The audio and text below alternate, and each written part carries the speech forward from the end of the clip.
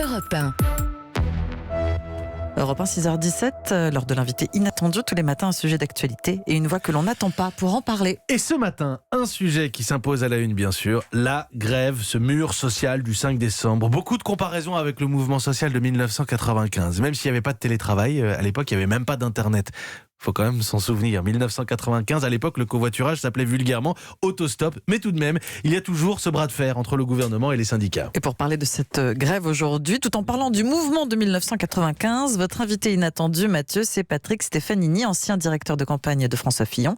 En 1995, il était directeur adjoint de cabinet d'Alain Juppé à Matignon. Bonjour Patrick Stefanini. Bonjour. Alors d'abord une première question extrêmement simple. On a beaucoup parlé de la veillée d'armes, de ce mur du 5 décembre qui arrivait. Quel est l'état d'esprit au matin d'un conflit social annoncé massif comme celui-ci ?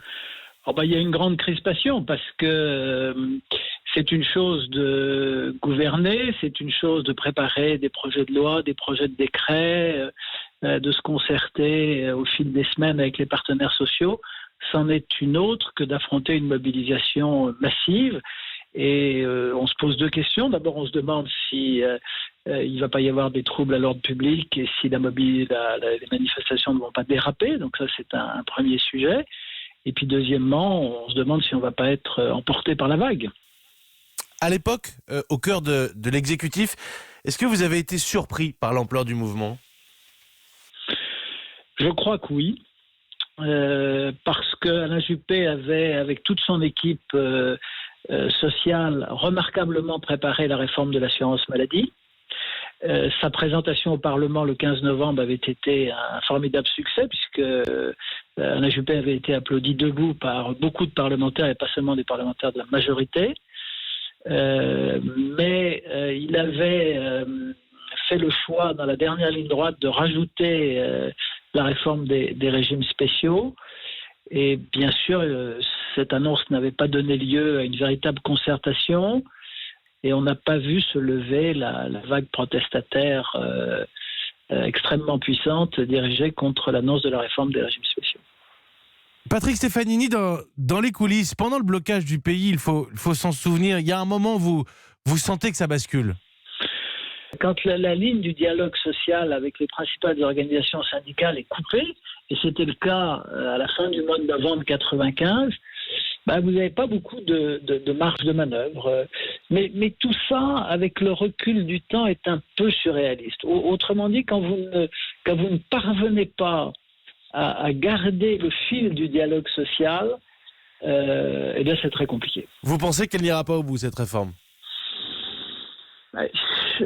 En tout cas, elle paraît encore une fois mal embarquée. Non pas qu'elle n'ait pas le soutien de l'opinion publique qui a beaucoup évolué, mais elle est maintenant adossée à une réforme plus complexe qui n'est pas comprise par les Français. Et je pense que tous nos concitoyens sont un peu stupéfaits de constater qu'après 1 an et demi ou 2 ans de concertation, on a le sentiment que dans la dernière ligne droite, on découvre des problèmes qu'on pensait résolus au moins intellectuellement.